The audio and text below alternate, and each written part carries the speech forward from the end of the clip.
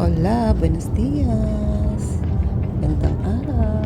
So, ito nga pala guys, yung araw na pumunta kami sa Andalusia. Kung saan mayroong lugar doon na tinatawag na Soto Grande. Akala ko yung Soto Grande, lugar talaga yun, yung probinsya. Yun pala, lugar lang pala yun. So, dito nga pala guys, tuwing kami nagta-travel, mapapunta man sa Portugal, sa lugar ng amo kong lalaki, o dito lang sa Spain. Ang nakakatuwa dito pag pupunta ka sa mga countryside o dun sa mga probinsya, ay ang dami mong makikita mga ganitong mga senaryo. Maraming mga olives. So nakakatuwa yun guys. Dito sabi ni amo ko, ano ba yan? Sabi niya, ang dami, no? Yan talaga yung produkto dito sa lugar na to. Ito talaga yung olives capital, masasabi, o yung big producer ng olive oil dito sa Spain, yung Andalusia. So yan naman yung mga bundok-bundok na nadaanan namin. So, binibidyoan ko lang yan para na naman pakita ko sa inyo yung lugar na mga napupunta dito sa Spain. So ito nga pala guys ay 3 weeks na vacation ng mga amo ko, nakasama ako. Ito yung first time ko na sumama sa kanila ng summer vacation. So yan yung mga nagdaanan namin dito. Tapos maraming mga tani.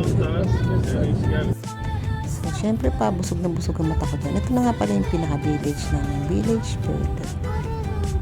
Yan guys, so papasok pa lang. Ganda na diba? Uy, yamanin. So ito na, video-video na dyan. Ganda yung mga amo ko, inspection ng bahay. Tuntua kami, amis na amis kami, ganda ng bahay.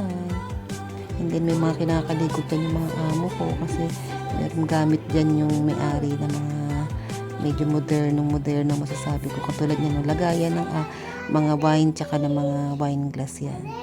Na ano pa, tumataas baba, sumasarado na ganyan. So, syempre may remote yan.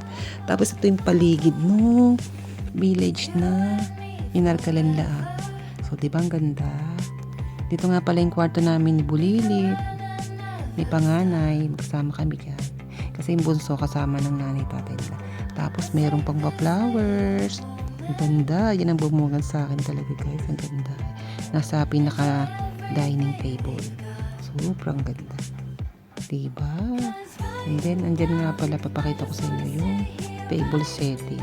Para naman masaulado ko pag kasi alam ko kakain sila dyan na may mga bisita.